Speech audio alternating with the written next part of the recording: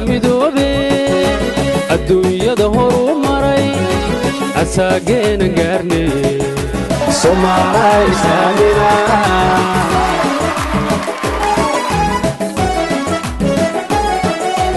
ummadaha midoobe adduunyada horu maray asaageena gaarne Soomaaliya islaamina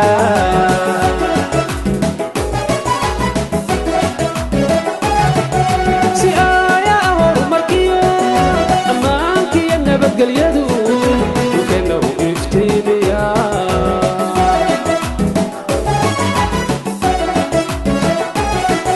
سيايا هرمركيو امانك يا نبت قليدو قردو افتيميا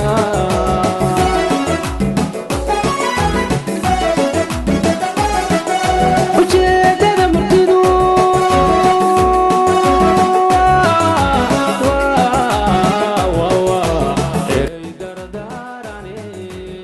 ورحمة الله وبركاته. وجير السلام عليكم. marka hore waan idin mahadnaqayaa sida wanaagsan oo looga soo qayb gashay afurka. waan ka cudur daaranaynaa haba yaraatee ceebaday jirtay yar inuu la ceeb qariyo soma لكن I believe أفوركا كل متكان عنا كم دونا كنا special بها مركز ديات بدو ما هتسنتين أنا في ساق بيشة مثل لبعض مهمة ده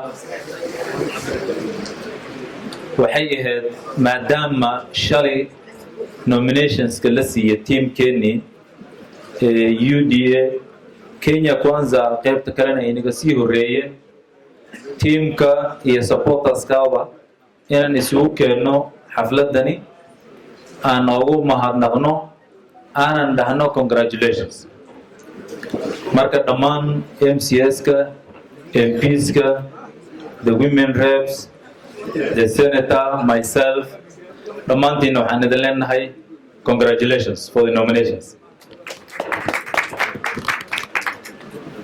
ramadaankina wuu dhammaanayaa sida ogsoontihiinba maanta waxaa loo soo naalaa 27 waxaa loo inoo laaban waa 2 casho marka 2 casho ama 3 kadib waxaan filaynaa bisha Shawaal inay bilani doonto ciid mubaarakna waan idin leenahay maadaama uu ramadaanka inoo dhamaanayo insha Allah marro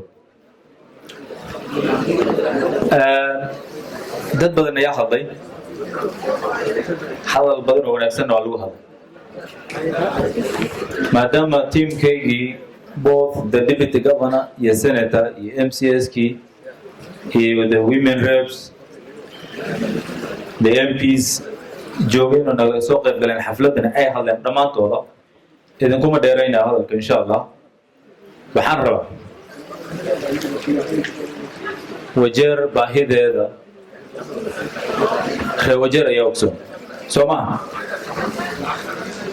baahida Wajir ka jirto maadaama Wajir anaga aan nahay nafteenana si fiican aan ogsoon dad loo sheegayo ma nihin alxamdulillah afartii sano oo la soo dhaafay oo horena deputy governor dadka ayaan ku dhex jiray inkastoo sida aniga aan jeclahay walaalkayda inuu co-governor ila noqdo 5 sano hadda soo doorataan deputy governor taane أنا waxaan jeclahay deputy governor-gayga co-governor inuu ka ahaado county laakiin aniga deputy governor ta kama marka laakiin baahida jirto maadaama aan wada joogno wadanka aad iyo aad baan ogsoon sagaalkii bilood naftooda waxaan rabaa very briefly in less than 3 minutes inaan wax idinkaga sheego county-ga devolution intuu imaaday iyo hadda dhexdeeda county-ga functions ay qabanayso oo fully devolve ayaa jirto oo maanta haday baahi ka imaato county-da loo su'aali karo waxaa ka mid ah arrimaha biyaha county government of Wajir ayaa laga rabaa baahi biyo haday imaadaan inay wax ka qabato baahi caafimaad hadduu imaadana sidoo kale Wajir waxaa jiray isbitaal la dhisay waagi Kibaki waa duqani hadda madaxweynaha ay hadda dhintay 2010 isbitaalka la dhisay Wajir county ku yaalo oo xirnaa since then program waxaa jiray economic stimulus program la dhihi jiray programka isbitaalka lagu dhisay just because asagoon lacagta la bixin inuu devolution imaaday the first phase of county government ay bixin weyse lacagtiisa oo xirnaa the second ay bixin weyse oo xirnaa Ahmed cali Werar 9 months ka bixiye oo furay oo isbitaalka shaqeynaa Wajir ma ogsoono in loo sheego ma ogiman wacdo I don't know whether you heard me well isbitaalka la dhisay 2010 oo xirnaa just because the county government of Wajir with all that resources because devolution markuu imaado all devolved functions waxaa la rabay all assets and liabilities waxay ku wareegeen county health being a devolved function waxaa la rabay liabilities kana in la wareegto county the county government of Wajir under the first governor refused unfortunately to open that hospital because of that small payment my boss equally refused to pay Ahmed Al-Werar paid part of that money and alhamdulillah that hospital now is open though still part of the money is still in the pending bills I hope that will be paid also by ourselves Wajir County waxaa ku yaala Slaughterhouse magaalada Muktar ku yaala meel garanaysan I just wish somebody went there before I came to office I visited the Slaughterhouse some few weeks after my swearing in it was in a very pathetic situation and actually that was the cause of cholera every rainy season in the county I hope the governor will go visit that same place tomorrow and see the changes like that is not something visible or Wajir they cover so like you know what was happening in health that is not that's why I'm not going and saying oxygen plant and kenayo very powerful generator and hospital ka geynayo I don't want to mention those ones because those ones are very visible ones you know I want to mention the things that you don't see so the first governor tried his bit and built a tarmac of 28 kilometers lakini wear and tear as you use that road you know you know there will be a lot of potholes wadada way xumaanaysaa so I'm sure that the Wajir came out of those potholes were filled when I was there the 9 months but you do not see me bragging and putting it in the social media I don't know whether I'm hard these are something you can go verify but waxyaabo fara badan oo caqabadooyin that were not there or also 9 months ka jireen oo jireen you know when I came there was COVID I know everybody remembers that other than that there was a very serious drought very serious one the longest actually for the 4 years I was personally there but we did our bit when it comes to the drought mitigation Wajir County waxaa ka shaqeeyaan very old water boozers or about 18 all of them inherited from both the national government or some donated by Northern Water Board but in the 9 months we bought 4 new water boozers in the 9 months to support the water sector and why did we buy water boozers when we could do maybe big water reservoirs you know maaha solution water abusers. Solution maaha when it comes to water problems. Lakin waxa way because of the vastness of the county, because of a good percentage of the county having saline water, meelaha qaar biyo lagama helayo hadii la dubo. I don't know whether who has been to North, who has been to Turpat, and who has been to part of the south bordering Somalia. All of these places, borehole hadii laga drill gariyo naftooda, you can't get the water you need. So maxaalaha water boosters marka waxaan soo gadnaa waxa way to supply water to such areas. Because ma aanan samaynin karin big water reservoirs because of the budget. Budget keena half of it or about there waxaan aadinay pending bills oo aad wada ogsoontihiin Wajir cudurrada ka taagan ama ka jiro up to now. And for information, any governor who comes in, including myself, has to actually struggle with that. Unfortunately, we dedicated over 1.4 billion in our current budget for pending bills. Unfortunately, we could not pay because some, funny guys went to court to stop the payment of that money. لعقت الرواجر كما قنتهاي نن رواجر انتو أرد محكمة تجي all the pending bills يلا بحنا لعقت وانت تستيل ويتلا it is still there. في الرواجر وحكى لهم إذا شيء يا وحجرة وهي أدوبتين إن هذا كسيد اليوم وحكى الرواجر there is a factory that will be opened very soon that will process nyiri. EU gave us money in 2018-2019 about $1 million. That money, county cut funding Alabama. The county could not pay in 2 successive years. When I came in, I put that money. It was 41 million. That factory is completed. It is equipped. It is ready for opening. You may see that factory open in the next few weeks. But when you see that open, know that that is the work of Werar. But that is not something in the limelight. It will come out very soon. I'm sure also you have seen in the last 2 weeks, there were some constructions from Porka to Mahalada, the supermarket, Basabra, walkway on both sides. We advertised sometimes in November after I came in.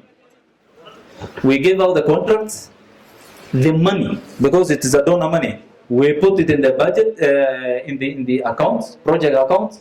That money is already there. لعقتها وحي هاد بس شغلها وحي هاد بس إلا بالله مرة كنت تجاي. And I hear it has started already. 194 million project. So Mukti is one, about 30-something million. And the other one is from the airport to Pasabra. Walkway is in Lohagaji or Koprosa. Both are money in this year angle in the project account. That is not in the limelight.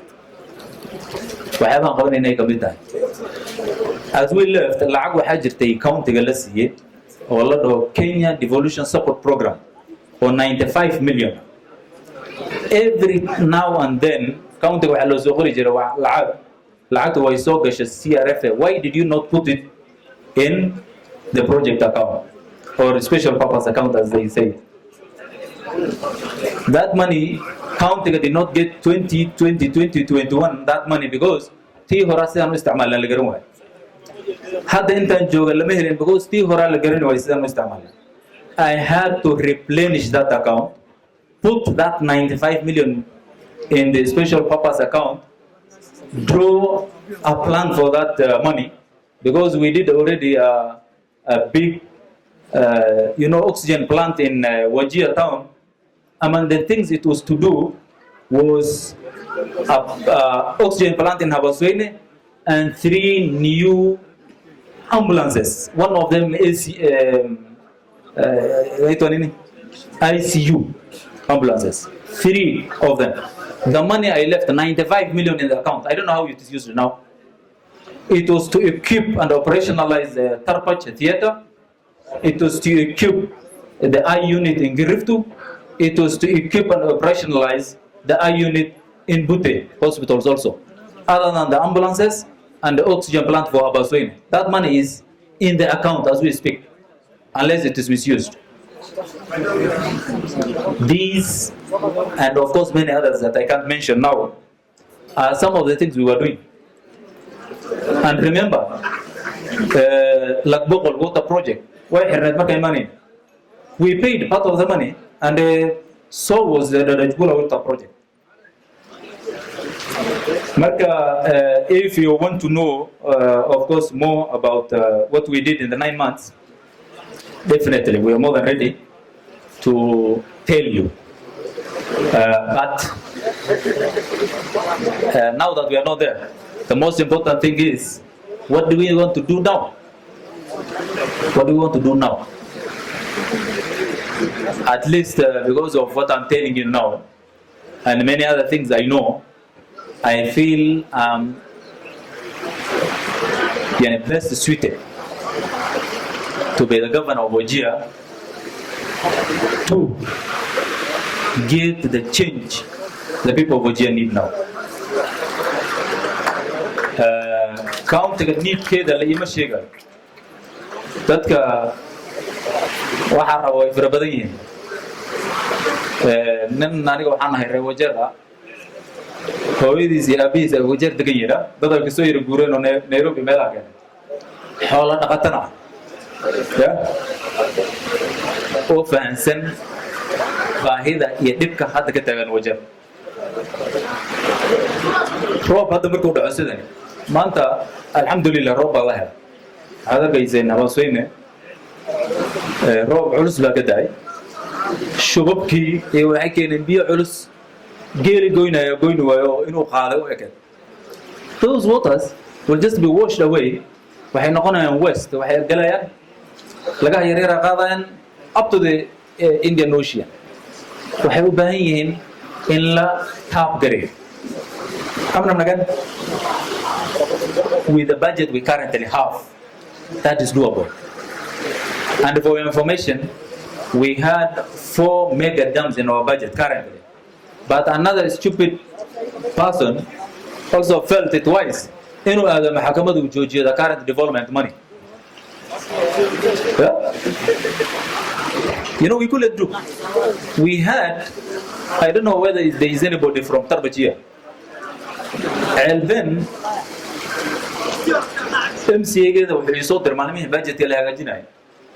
the kind of water source the people of Alben have. You know, we say honestly, because I have never been to Alben, unfortunately. Within the 9 months, I visited. We put a budget of 30 million to drill a borehole in around 8 kilometers from Alben and the pipe water to Alben. We could not help once a main in a project just because someone went to court to stop the new development project budget. 9 months we have yeah, but we couldn't because society is very litigious. You just rush to the courts if you feel something is marka waxyaabaha aan ku tala jirnay Wajir oo aan jeclan inaan qabano Alben waxay ahayd maanta in ay biyo laga soo pipe gareeyay 8 kilometers away ay ka cabayso laakiin qofka maxkamad tagay you can't advertise for such a project when you have an active court case. Courtiniga hadda unfortunately my boss is struggling with it, but I hope I will not pray that in my prayer is they win the case and the people of Alben get water, because still I think there is time to advertise for that project, and they do. Marka waxaan rabaa hadalkayana idinku dheeraynin.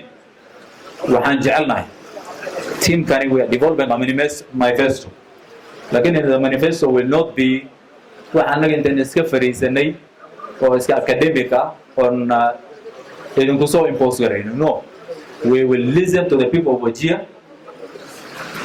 We have already started listening to them. Manifesto xaggan ka helina so that at least other than what we already know, we get also the views of the people of Wajir and get what they want done in the next 5 years. Marka aad iyo aad baan idinku mahadnaqayaa aniga.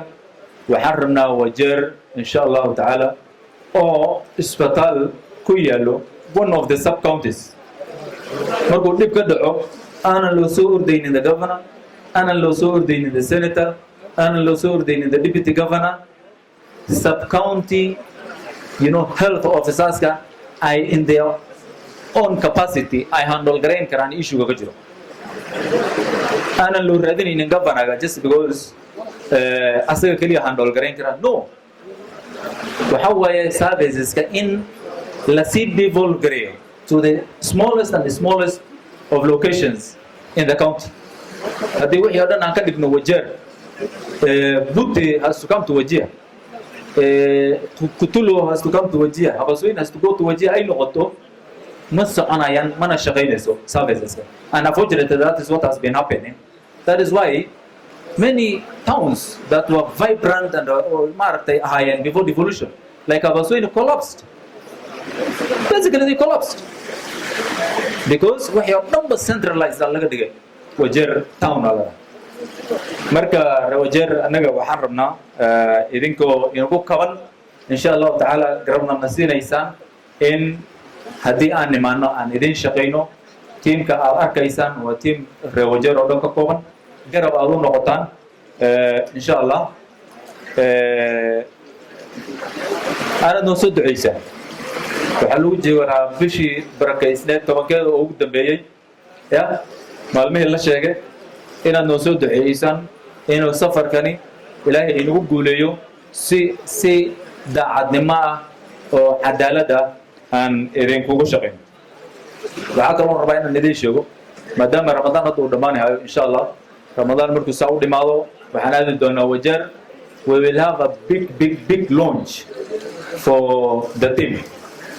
and Wajir ka samayni doonaa launchgaasna sidaan jecelnahay insha Allah ayaan rabnaa wixii detail more than what we are giving out now inaan idin siino oon si fiican idinkugu warramo.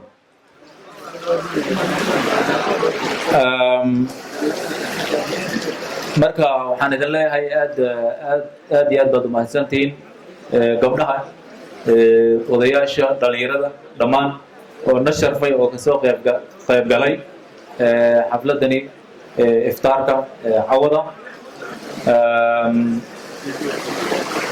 waxaan rabnaa oo codsigeena aan ku celcelinayno insha Allah in aad garab inoo noqotaan oo come 9th August line-upkani siduu yahay aad u doorataan oo soo gelisaan. aad iyo aad baad umahadsantihiin.